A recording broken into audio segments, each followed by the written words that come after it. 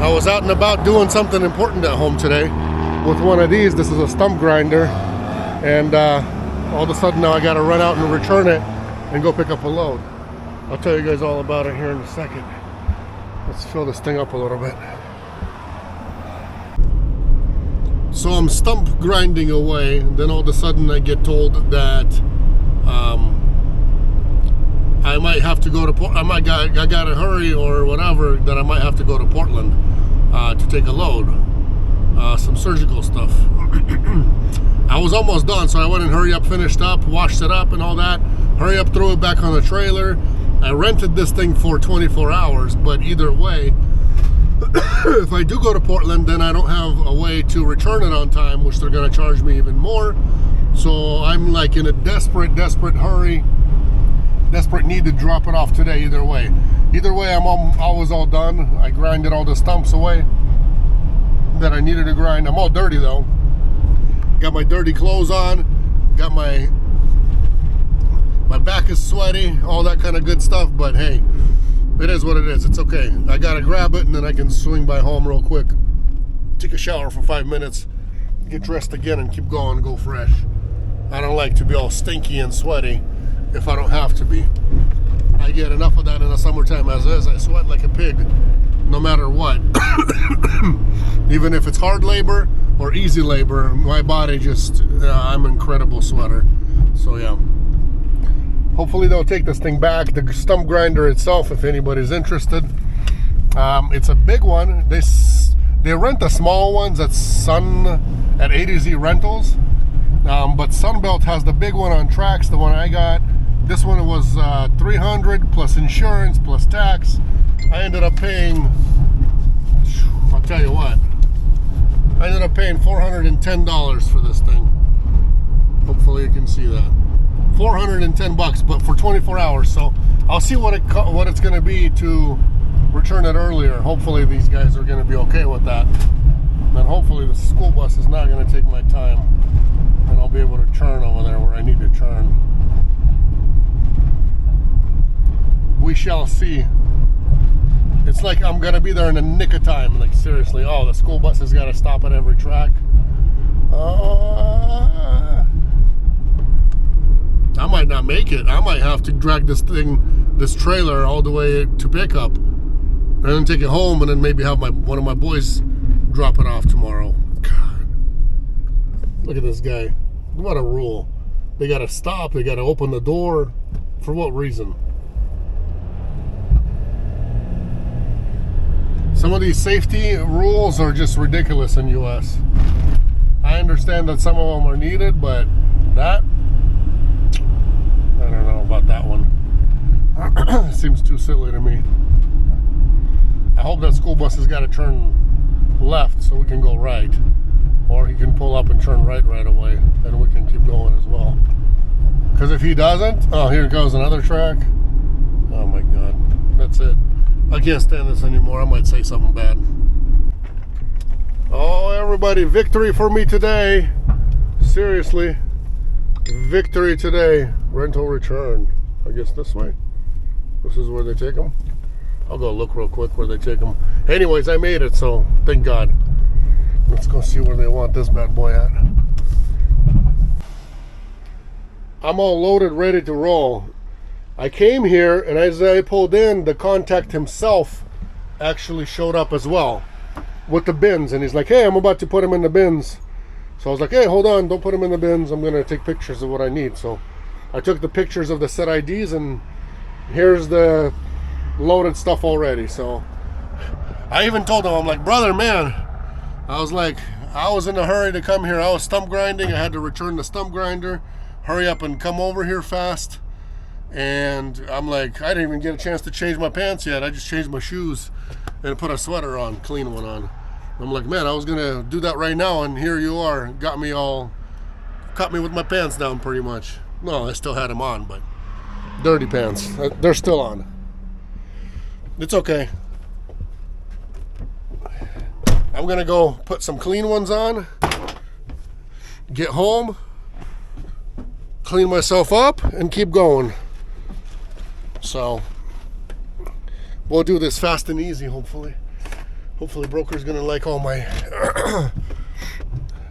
hopefully they're gonna like my whatchamacallit. Oh, come on. How do I turn around over here?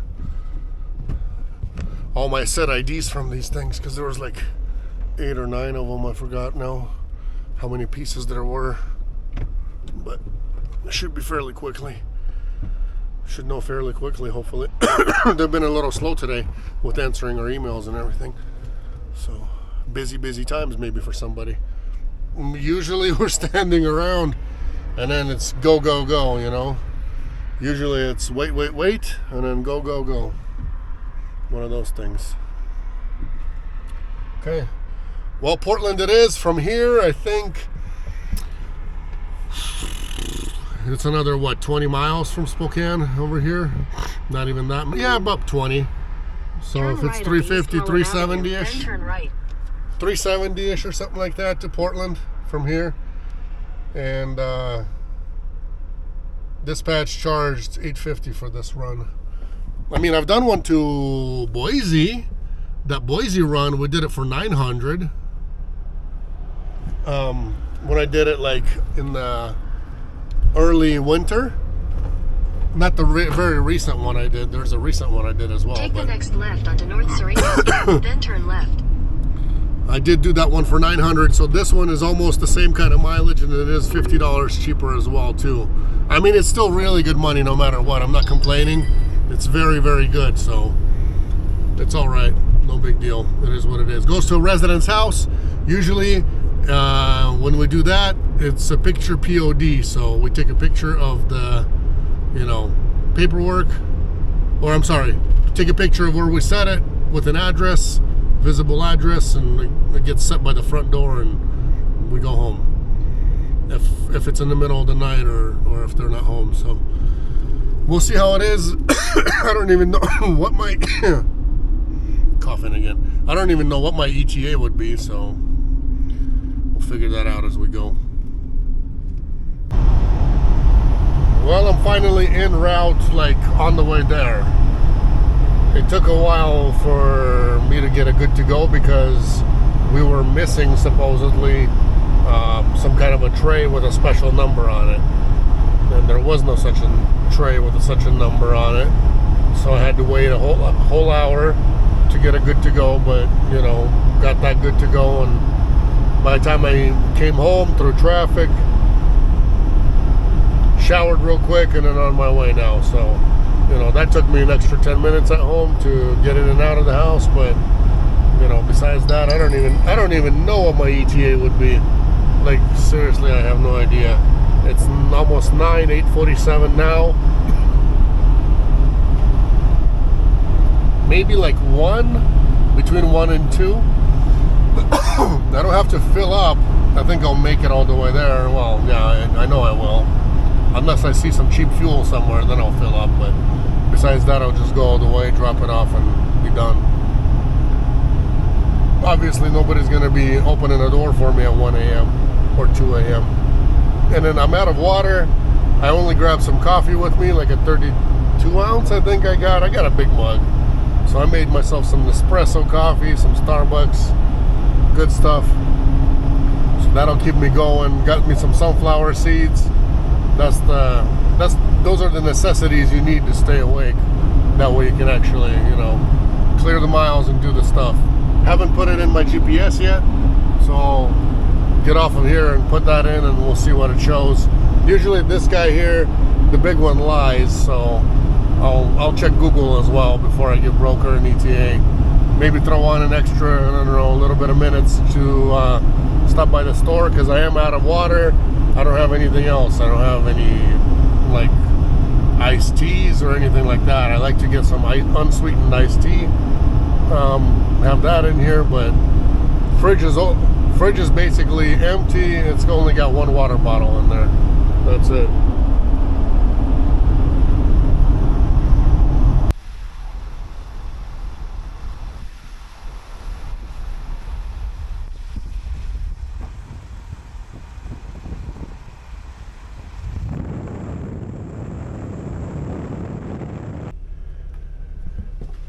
not many people receive deliveries at 2:30 in the morning, but I'll show you guys the house real quick. So dark you can't even see anything. Anyways, nothing to show. So we're allowed to leave them by the front door as long as we take pictures of the outside of the house, and we got to take a picture of the freight or the address if you can get it there. Freight by the address or just freight by the front door and an address of the house. So we'll go ahead and get that done and out of here. I'm kind of tired. Well, I was before now I started carrying this up the stairs, so we'll see. No lights on in the house or anything. Nobody's expecting me, so hopefully it's actually needed here. Well, apparently it is, otherwise they wouldn't be paying money to get it here and get it here so soon. So I thought I could actually, when I was, start first driving here, I thought I could actually come here, turn around and at least do a half a trip back home or even a full trip and do that. But man, oh man, I was tired. Maybe because I didn't drink my coffee, I don't know. My coffee's still all there. But man, I was like coming here that last like 100 miles, then 75 miles, then the 50 miles. So it's like, man, it's going forever. Why is this going forever? Anyway, maybe because I woke up at 4:30 the other night, worked all day, and then drove half this night. So maybe that has something to do with it. I don't know. Anyways, things happen. Sometimes you think you can do it and you can't, and then sometimes you think you can't do it and you absolutely can. So you just never know. Complete. Like I said, picture POD, and that's it. That's all that's required for nighttime deliveries when there's nobody around. Sometimes there are people there, sometimes there aren't. So if it's too late like this, it's already, and obviously it is too late, so we'll just do the picture PODs like that and call it good. Gonna head to the truck stop, see if I'm tired or not. I need to fill up, maybe sleep, I don't know, 4 hours, 5 hours, whatever it is, and then head home. I'm not even gonna bother to wait over here for anything. It's worthless, pointless. Portland's been horrible. Seattle, same thing. Everything's been slow and cheap. It's so slow that whenever something comes out, it's just super cheap. If it was an abundance of loads, then it would be a different story, Then the rates would be there. But when there's no loads, 800 feet, turn right onto Northwest people Bond just Street. take them for dirt cheap, and we don't, you know what I mean? I don't want no dirt cheap freight. Well, good night. We'll chat in the morning.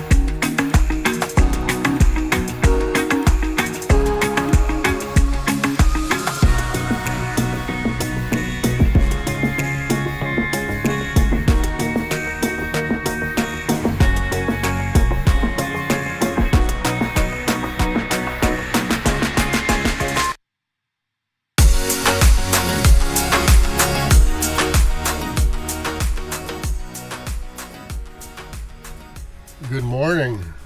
Slept 4.5 hours.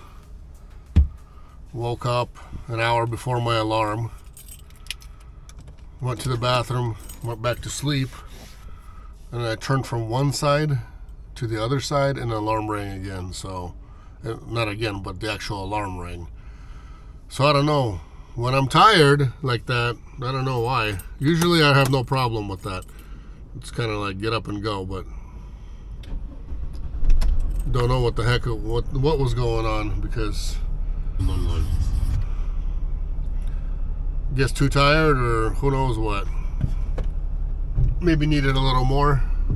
4.5 today, but it's okay. It's all right. I'll get more next time, sometime. Look at the beautiful weather. Look at the beautiful spring in Oregon. This side's Oregon, the other side of the river is Washington State. So, you know, that side, the hills over there, past the water, that's Washington already. And this side of the river is Oregon. Highway 84 is what divides the two between each other. But man, right now, it looks like Ireland out here. You know, well, somewhat like Ireland. Ireland looks better. But this is just like, you know, a reminder of what Ireland looks like. Trying to hurry up and get home as soon as possible. Like I told you guys, I wasn't waiting for the load. So, no point to wait. First off. Second off, I've got, my kids have dentist appointment. There's 3 dentist appointments today. So, wife was trying to get either so I can get home and watch the little ones, or so I can go with the kids and they can have their appointment. Because if you're, I think if you're 15 or 16, one of them two, I think 16 now. If you're 16, you can be by yourself at an appointment. But if it's under that, then you have to have an adult present over there, just in case, because they do give them like the laughing gas or whatever the stuff is sometimes. So you got to be present, which is kind of weird because, you know, what am I going to do over there? You know what I mean? I'm the decision maker, but what do I know? What kind of decision do I make? If something happens, you just call 911. What else? And if something happens, they say call 911 and I don't call 911, well, they'll still call 911. So in the end, it's, you know, it's all the same. Why we gotta go there? I don't know why we gotta go there. What did they, you know, what's a dentist gonna do? Drill a hole a little too deep in a tooth? Put a little extra filling in there? Then what? I don't know. To me, it's a little silly, but hey, whatever. My 17-year-old son can take all of them because they have appointments at the same time, so I'm not sure what the whole thing is all about. I guess people are, you know, not really, it all comes down to what? I mean, if you're driving already, if you got a driver's license at 16 years old, you should be able to go to your freaking dentist appointment or a doctor's appointment or really any other appointment that you have, because you're already driving. It doesn't matter. You're already working somewhere if you're working. You're driving to school, you're driving somewhere else. Why does it matter what appointment it is? Dentist, you know, foot appointment, a doctor's appointment, who cares? Shouldn't matter. So, I don't know. For some reason it does over there, and it's kind of weird. But I even told them that one time when my son, they said 17, but I guess the rule was 16. They didn't even know their own rules. I told them one time out there that they were asking, hey, when are you going to come for an appointment? I said, well, whenever you're going to let him come by himself, because I'm tired of it. Because I came over there like 3 times, and they were supposed to get everything done in one appointment. Well, they drugged it all out into 3 appointments instead of 1. They were supposed to get all his stuff done in at one time, and they didn't. So that pissed me off, and I said, nope. Next time, and he had something else to finish, and I'm like, nope. Next time he comes here is when he can come by himself, because you guys should have finished it all in one time and not have me come out here 3 different times. And they wanted still one more time. I'm like, forget that. No, I ain't doing it. So yeah, he ended up going later himself, whenever he was old enough after that. Just a little story of my life. Yeah.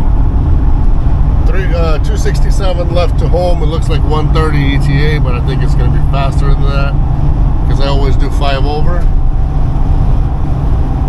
5 over is allowed over here, and a lot of people are doing like 9 over and still get away with it. I don't know. If you guys are the police, if you guys are police officers, let me know what's the allowed in Oregon and what's the allowed in Washington as far as highway. Like, what's the general rule? I know general rule is if you're 5 over, nobody's touching you. On I-90, I-84, it doesn't matter. 5 over, pretty much as far as I know, cross country, nobody's going to touch you. I've seen a lot of people do 9 over, and, you know, officers are still just standing on the side of the road, still pacing people, or still, you know, lasering or radaring and everything else. So I want to know the golden rule. That way I can, you know, fly under the radar still. Maybe I'm doing a little less over than I should.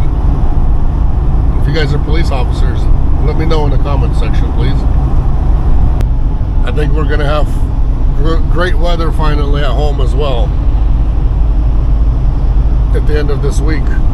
Middle of the week and towards the end, it's supposed to get nice again. We were already nice, and then it got, I don't know, rain and cold and windy. Now we're finally gonna get good. Maybe spring is coming. It might be a springy spring, because usually we're like, we'll get like a half a week here and there, then goes back to cold. So we don't really, in Spokane area, we don't have too much of a good spring, like solid warm spring. There's no such thing. It's kind of like from pants and a sweater straight to shorts and to the lake. That's how the weather is out here. 11 miles left to home, so I'm almost back. Thank you guys for watching. As always, whoever has subscribed, I appreciate that. That helps. If you guys haven't done that yet, please do so. I got to look at the statistics, but I think somewhere around 35%-ish are subscribers and the rest are not. So if you guys could bump up that number, please, for me, that'd be awesome. And let me know what else you guys want to see, what you want me to talk about in the other videos, about work, about, you know, about everything. I tried giving kind of like one of those monthly, weekly recaps here and there. That way you guys are not jumping into this, you know, seeing me, seeing somebody else, seeing somebody else, seeing only the good stuff or whatnot. I mean, I don't like breaking bad news. I just, you know, when somebody's going to go invest into a van, quit their job and do this, in my opinion, it's got to pay, because you're away from family, you're on the road, you're going in business for yourself. So when there's so many risks, as far as in investments, the biggest thing is investment instead of a risk. And some investments are really, some of you guys are really giving it, you know, all you have, or even going into debt when getting vans and going into this. So right now, still end of March, and things did not improve. They did not. We were waiting for an improvement, but they haven't yet. So things have not improved yet. And honestly, if it was me and somebody would be able to tell me this news, I would hold off on buying a van still. I definitely would. So before you guys get into this, before you go and pull the trigger and get a van, find out first who you're going to go work with, what the rates are. Rates actually fluctuate. They first fluctuate on the vehicle capacity in your area. So everything always depends on the competition in your area. And obviously we know if there's a lot of it or not a lot of it every day when we bid loads from various, 48 states. So if you guys are going to go invest into this, find out who's hiring, who's not, who's going to wait for you.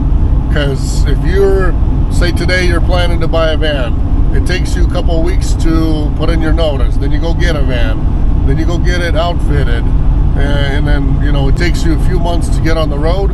In a few months, that company might not be hiring anymore because, somebody can get full in 1 or 2 days with drivers, and then all of a sudden they're not going to be hiring. So I know us, the way we work is we're not going to take more than we can handle, because freight is still on the cheaper side.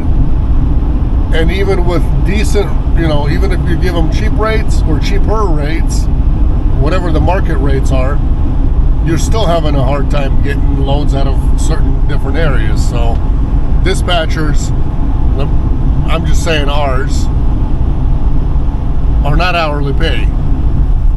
That's the only motivation you can have, is not to pay somebody hourly, but to pay them per load percentage. So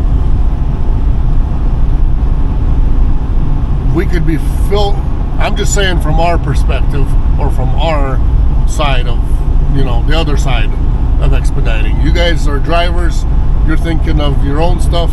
I'm telling you behind the scenes kind of stuff. We, like our company, we're not going to take on more than we can handle, or overload dispatchers just so they can be typing up emails and not booking loads all day. Nobody wants to work for free, and you guys don't want to be sitting around waiting for loads. Yes, these days it's the day of sitting around, unfortunately. There are those days where you will sit a day or two, whatever. Sometimes you'll have a week where you're super busy, and then another week you're going to have only a couple loads a week, or maybe a little more. It just kind of all depends on the competition, on the luck of the draw, on the blessing that a driver has or does not have. So all that depends. And I get a lot of emails, a lot of drivers, trying to switch over, trying to ask for advice, and they, a lot of them go and invest and think that everybody's hiring, and when they're, when they go and pay for insurance, they quickly find out that it's harder to get in with a good company right now than they thought, and they didn't really think that people could be full. And that's the case. Somebody could be full today, and in a week from now they could have a few openings, because life changes, breakdowns happen, family things happen, and all kinds of things happen that somebody just gets tired and sick of it and wants to be done. Some people retire. It just all depends. And basically, you got to consider that not every company is always hiring. Maybe some are, but Prepare to exit the highway in 1.9 miles. I know we're not always hiring. So you guys got to always, do your homework first. Who you're going to go work with, check if they're hiring, and when you're asking for applications or whatever, ask them as well, like, hey, I'm going to be on the road in a month or in a week, or I'm ready to roll this week, right now, today, tomorrow. What do you guys got going on? Do you have room for me? Are you going to take me? Will you hold a spot for me? Things like that, because I've seen some people get heartbroken, and I feel it for you guys, but business is business, so do your homework, please. God bless you guys. Take care. We'll see each other next time on another one.